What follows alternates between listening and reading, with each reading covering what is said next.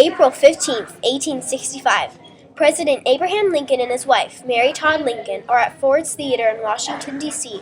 for a relaxing evening. John Wilkes Booth, a famous and handsome actor, is creeping up behind Lincoln, planning to shoot and kill the beloved president. Why? Booth is loyal to the Confederacy, but when they surrendered and slavery was ended because of Lincoln, he was furious. So he crept up and shot Lincoln during a loud, funny part of the play, Our American Cousin, so no one would hear him. But Henry Rathbone, who was invited by the president, noticed and tried to stop Booth, unsuccessfully, getting wounded in the arm by a knife.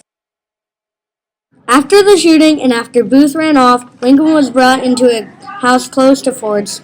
He was brought into a back room and laid on a bed. Dr. Charles Augustus Leal, a former Union doctor, tried to get the bullet out of Lincoln's head. After an unsuccessful 5 minutes, the doctor announced that it was no use. The president wouldn't survive. And he then monitored the heart rate and breathing of Lincoln until he died at 7:22 a.m. on April 16, 1865.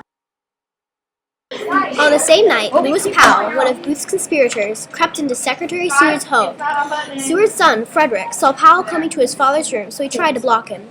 Powell, angry at the distraction, hit Frederick on the top of his head with a hard gun, injuring him. He knocked on the door of Seward's bedroom, where he lies sick. His daughter, Fanny, opened the door. He pushed past and jumped on Seward and began to tear at his face with a knife. Fanny tried to protect her father and got Powell off when someone came and got him. David Harold, who was waiting outside for Powell, ran away, afraid that someone would arrest him. On April 15, 1865, Harold and Booth arrived at Mudd's home to rest, recuperate, and get medical attention for Booth's broken ankle. Mudd graciously allows the tired and dirty men into his home since he knew Booth, and even becomes one of the conspirators in the plot by helping them. The men leave later that day to continue their journey to escape the Union after finding out that the manhunters were growing closer. Thomas Jones, a former Confederacy soldier, met Booth and Harold at the forest where they were hiding. Each day, Jones took them food, water, and a newspaper. In exchange for this, Jones was allowed to plan when and how to get Booth and Harold across the river safely.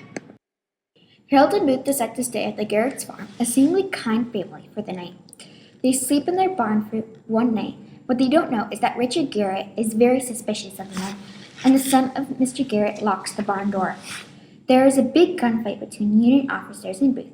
Harold turns himself in, and eventually, the barn is lit on fire by the Union in order to get Booth out. But they end up shooting Booth. Booth died on April 26, 1865.